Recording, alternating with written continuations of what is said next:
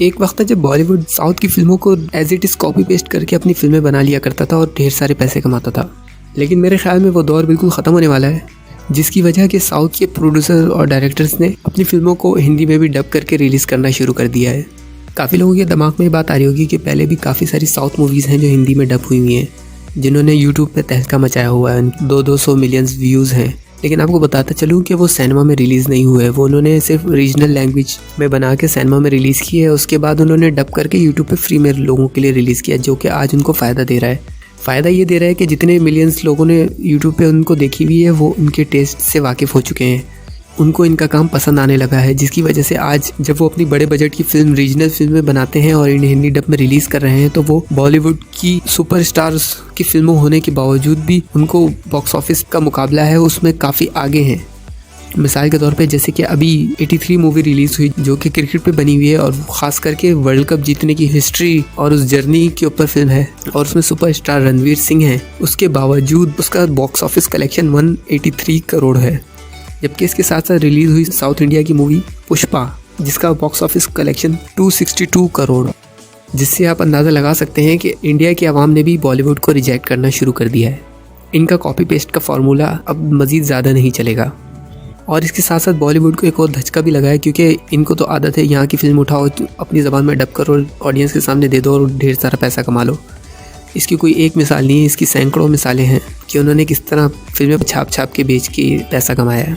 लेकिन इनका ये धंधा भी बंद होने वाला है, क्योंकि अल्लू अर्जुन की लास्ट मूवी जो पुष्पा से पहले की थी, जिसका नाम ये है, उसका अब तक हिंदी डब वर्जन रिलीज़ नहीं हुआ था, लेकिन उसने वर्ल्ड वाइड 342 करोड़ कमाए हैं, जबकि वो सिर्फ एक रीजनल लैंग्वेज में ही फिल्म थी, यानी कि हिंदी में और इंग्लिश में डब नहीं हुई भी थी। तो जैसे ही बॉलीवुड के प्रोड्यूसर्स ने देखा कि हाँ ज़बरदस्त एक हिट फिल्म आ गई है, तो चलो इसको रीमेक करते हैं, उन्होंने सोचा ही था और अल्लू अर्जुन की जगह कार्तिक आर्यन को कास्ट भी कर लिया था। लेकिन उसी दौरान साउथ के प्रोड्यूसर्स के दिमाग की घंटी बजी और उन्होंने ख़ुद ही इसको डब करके रिलीज़ करने का फ़ैसला किया। और आपको मैं बताता चलूँ कि 26 जनवरी को ये फिल्म हिंदी डब में दोबारा से सिनेमा पर रिलीज़ की जाएगी। इस सारी सिचुएशन से आप लोग अंदाज़ा लगा सकते हैं कि बॉलीवुड को अब कितनी प्रॉब्लम्स आने वाली है। बॉलीवुड या तो बिल्कुल मसाला फिल्में बनाता है, जिसमें बहुत ज़्यादा पैसा खर्च करके उसमें कॉमेडी डाल के बहुत बड़े बड़े एक्टर्स लेके, जिसका कोई मकसद नहीं होता और बस इंटरटेनमेंट के लिए फिल्म बनाई जाती है। या तो बिल्कुल इस तरह की फिल्में बनाता है जो कि कभी कभी बहुत अच्छा बिजनेस कर लेती हैं और कभी कभी भी कुछ फ्लॉप हो जाती हैं। और बीच में कुछ फिल्में बॉलीवुड ऐसी बनाता है जिसमें क्रिएटिविटी भी होती है और कुछ बड़े बजट भी शामिल होते हैं, बड़ी स्टार कास्ट भी होती है, लेकिन ऐसी बहुत कम फिल्में बनती हैं और उनमें भी अक्सर रीमेक ही होती हैं। अभी रिलीज़ पुष्पा फिल्म के रिव्यू की बात करें तो इसमें अल्लू अर्जुन की परफॉर्मेंस तो लाजवाब थी। पूरी फिल्म इन्हीं के कांधों पे टिकी होती है और मुझे लगता है कि साउथ वालों ने एक बेहतरीन फार्मूला अपना लिया है कि वो अपनी एक फिल्म इस तरह बनाते हैं कि आधी बना के रिलीज़ कर देते हैं, और मतलब पूरी फिल्म आधी बनाते हैं और एंड उसका ऐसी जगह करते हैं कि अगले के लिए क्यूरियोसिटी बढ़ जाती है।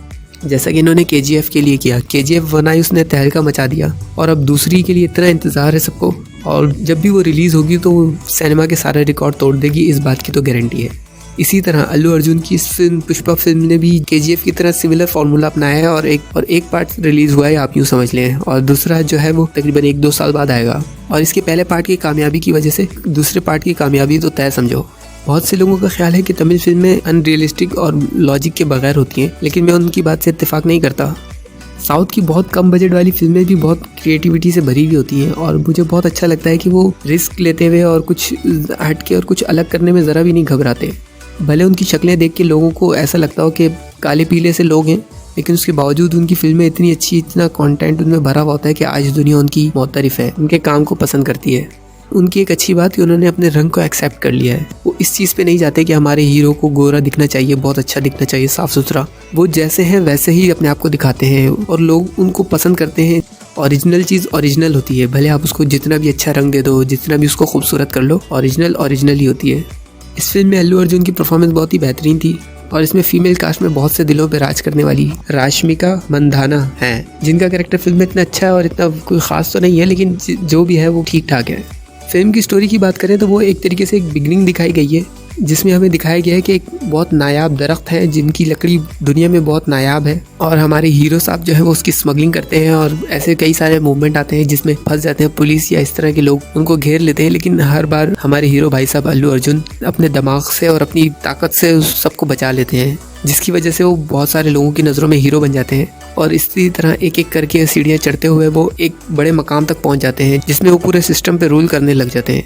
तो ये स्टोरी हमें बिल्कुल बिगनिंग जब वो एक दिहाड़ीदार मजदूर थे और उसके बाद से उस जगह के वो किंग बन जाते हैं, इस दौरान का सफ़र हमें दिखाया गया है। और जहाँ फिल्म ख़त्म होती है तो हमें पता चलता है कि अभी इससे ज़्यादा कई ख़तरात उनके सामने आने वाले हैं। ओवरऑल बात करूँ तो इसमें फाइटिंग सीक्वेंस जो भी दिखाया गया उनमें जो कैमरा एंगल यूज़ किया गया वो बिल्कुल बेहतरीन था और उनका जो एक्शन दिखाने का स्टाइल था वो बहुत अच्छा था कि जब जैसे कि वो कोई चीज़ कुर्सी उठा के किसी को मारते थे तो कैमरा बजाय उस मारने वाले बंदे को दिखाया या मार खाने वाले बंदे को दिखाया, कैमरा इस तरह बेहतरीन तरीके से मूव होता था जो कि कुर्सी के पास से घूम के चला जाता था, जो कि मुझे बहुत ही क्रिएटिव लगा। और उसके बाद एक्शन सीन में जब अल्लू अर्जुन के मुंह पे कपड़ा बंधा होता है तो वो जिस तरह देख रहे थे और कैमरा हमें जिस तरह दिखा रहा था वो चीज़ बहुत रियलिस्टिक और बहुत अच्छी मज़ेदार लगी, उसको देखने में मज़ा आया। उसके अलावा इस फिल्म के गाने बहुत अच्छे थे। अगर मेरी माने तो आप उसके गाने बजाय हिंदी डब में तेलुगु में ही सुने तो अच्छा है, क्योंकि मेरे ख्याल में उनके हिंदी डब इतने मज़ेदार नहीं हुए। भले आपको ज़बान समझ ना आए लेकिन उनकी जो बीट और जो टेम्पो है वो आपको बहुत अच्छा लगेगा। और जिस तरह के हालात लग रहे हैं मुझे लगता है कि इंडिया का मेन सिनेमा जैसे कि बॉलीवुड है, बॉलीवुड नहीं रहेगा। और हमेशा यही होता है, जब आप ज़्यादा मेहनत नहीं करते और दूसरों के कंटेंट पे इन्हिसार करने लग जाते हैं तो आपकी वैल्यू कम हो जाती है। उम्मीद करता हूँ कि आपको मैं अपनी बात समझाने में कामयाब रहा होऊंगा। आपको मेरी किसी बात पे इख्तलाफ हो तो कमेंट्स में ज़रूर बताइएगा। अब तक के लिए बस इतना ही, मिलते हैं कभी किसी नेक्स्ट वीडियो में। जब तक के लिए अल्लाह हाफिज़।